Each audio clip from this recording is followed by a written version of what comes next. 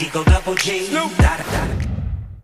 What's up, YouTube? This is your friendly neighborhood movie nerd, back to give you guys everything that is going on in the world of movies and TV. I am currently sick as a dog, so that's probably why it took me this long to get this review out. But I am reviewing Blade Runner 2049, the much anticipated sequel to 1982 Ridley Scott's sci-fi classic Blade Runner that everybody was asking for.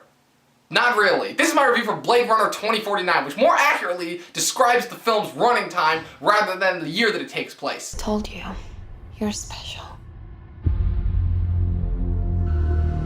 Your story isn't over yet. There's still a page left.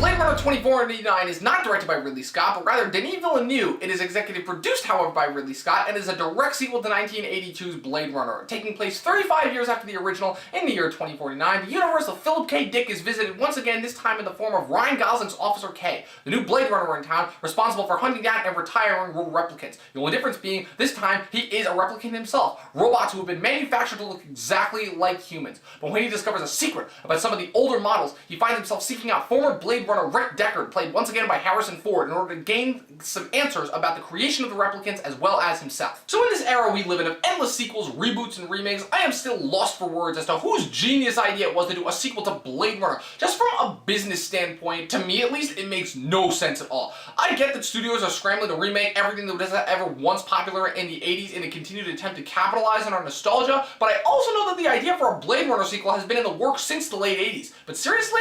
Blade Runner?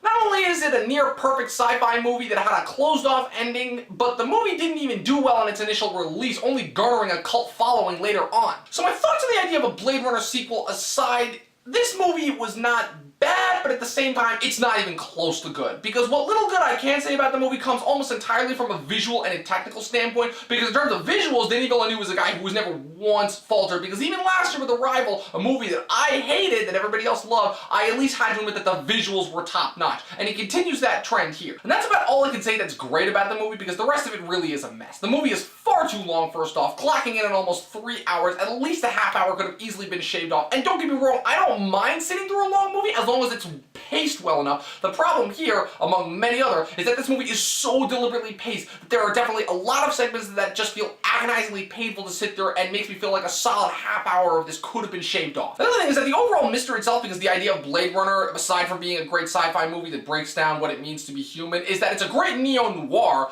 The problem is that the mystery here itself, the noirness, it's kind of a total waste too, because while it starts off with enough intrigue and an interesting enough premise as we're following Gosling's character on his quest to discover, spoiler alert, if it's possible for a replicant to actually reproduce, which is a cool enough concept on its own, the idea that robots could evolve into their own subspecies and be able to reproduce on their own. The problem is the execution of it, because in my opinion, it doesn't end up going anywhere, and what starts off as a really cool concept to further continue the fantastic themes that were set up with the first one, and it devolving into a let's reunite Harrison Ford with his kid quest. The other egregious crime this movie commits is totally wasting Harrison Ford. Now, I understand the need to attempt to make this movie as autonomous as possible means the likelihood of seeing him appear before the third act is extremely unlikely. I get all that. I get all that.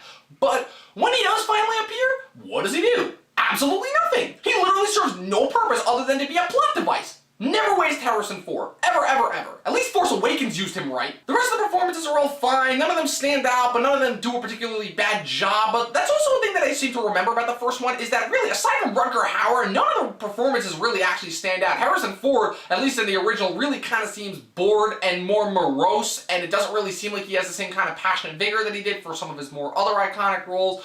In terms of people who blatantly offended me, though, I would say the only person that does that is Jared Leto, because, oh my god, he is so fucking annoying in this movie. Because aside from just sitting there with his stupid-looking blind eyes and delivering monologue after monologue that is so stupid and pretentious and full of itself that I just want to fall asleep during it, and it's really, really bad, and I'm slowly losing faith in Jared Leto more and more. Overall, I give this movie props for somewhat trying to do its own thing and not completely copy the original, but an interesting idea of a premise is piss poorly executed, leading to a movie that is far too long, thinks it is much better than it really is, and has no reason for existing at all. I'm only giving this movie 5 out of 10 stars. That's my review for Blade Runner 2049. Let me know what you guys thought in the comments below. below. Please tell me if I'm missing something about this movie, because this movie is getting amazing reviews and literally everybody I've talked about has had nothing but good things to say about this. So if I'm crazy and I'm missing something, please let me know. Be sure to click the like button and the subscribe button. Follow me on Twitter at MovieNerdReview. Also head on over to the website, MovieNerdReviews.com. Also be sure to download and check out Stardust if you really like movies. That is it. I'm the Movie Nerd. I will see you guys next time.